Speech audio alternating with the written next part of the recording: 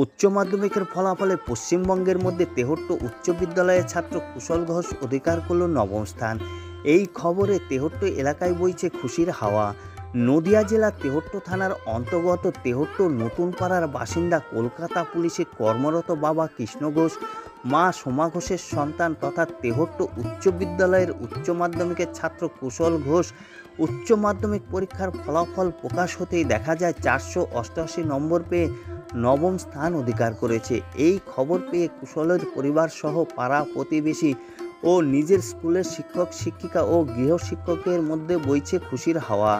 আর সেই কুশলের আনন্দ ঘন মুহূর্তগুলি আপনাদের সামনে তুলে ধরব।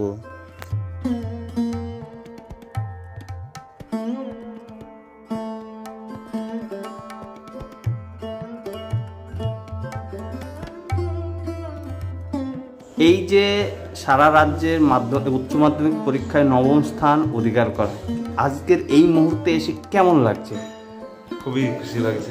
আমার মনে হচ্ছে যে না, আমি আমার সত্যি করতে চাই। আমার বাড়ির লোক এবং আমার আত্মীয় স্বজন, বিশেষত আমার মা, বড় মামার বাবা যে খুব খুশি হয়েছে, জন্য আমি খুব খুশি, কারণ ওদেরকে আমি একটা কিছু খুশি করতে পেরেছি আমার স্যারদের জন্য। তোমার এই সাফল্যের পেছনে বাবা, মা, মামা কাদের অবদান বেশি?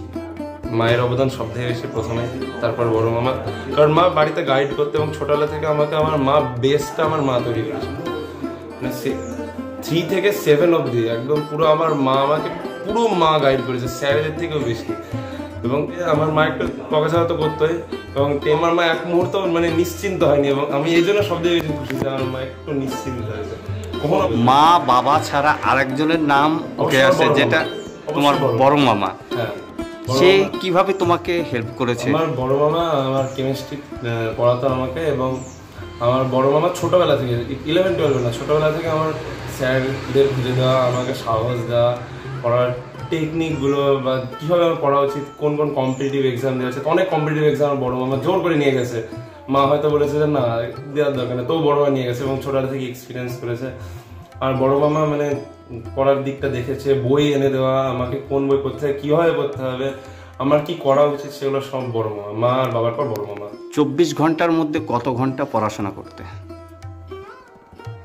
ইরেগুলার ছিল, গড়ে যদি দেখা যায় তাহলে অবশ্যই 10 ঘন্টা, তো অবশ্যই 8-9 ঘন্টা তো অবশ্যই। আগামী দিনে তোমার স্বপ্ন কি রয়েছে? আমার আগামী দিনে মেডিকেল লাইনে যাওয়ার ইচ্ছা আছে।